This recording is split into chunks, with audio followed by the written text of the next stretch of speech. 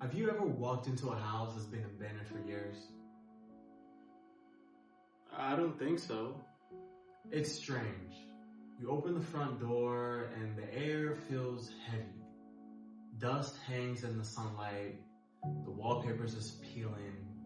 The furniture is just covered in white sheets. The floor cracks beneath your feet like it's reminding someone. You can tell laughter once lived there. Dreams once lived there. A family once called it a home. But now, it's just silent. Sometimes I wonder if that's what happens to people. What do you mean? I think some people slowly abandon themselves. Not all at once, just little by little. One dream they stopped believing in. One disappointment they never healed from. One fear they never confront. Until one day, they're still alive, but nobody's home. I know exactly what you mean. There was a season in my life where every room inside me felt abandoned. The room where confidence used to live. The room where hope used to live. The room where I believed anything was possible. Everything felt boarded up. What happened? Life happened. Failure happened. Rejection happened. People left. Plans fell apart.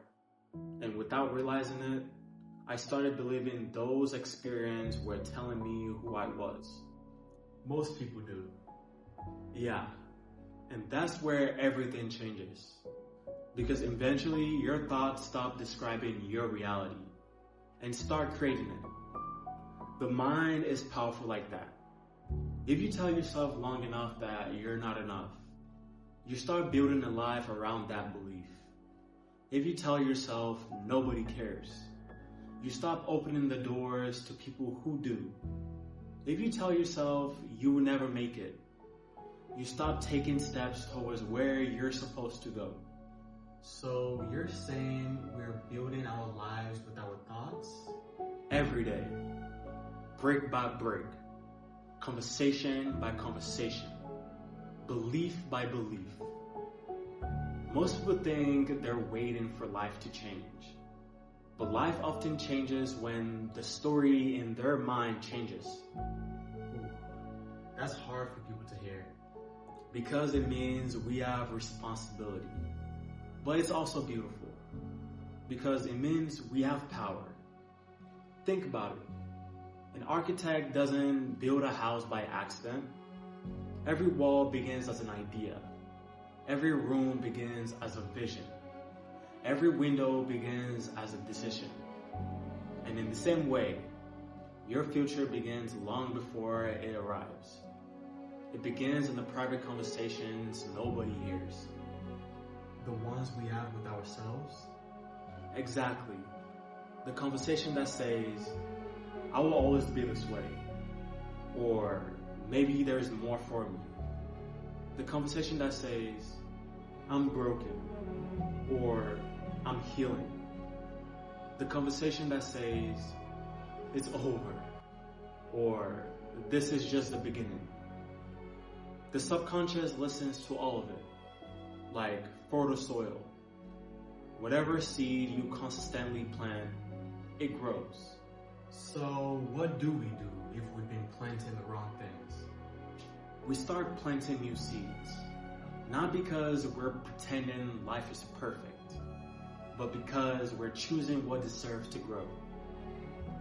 You know something? The abandoned house isn't beyond repair. Dust can be cleaned. Windows can be opened. Light can return. Laughter can return. Life can return. Even after years? Especially after years. Because the house was never the problem. It was only waiting for someone to come back.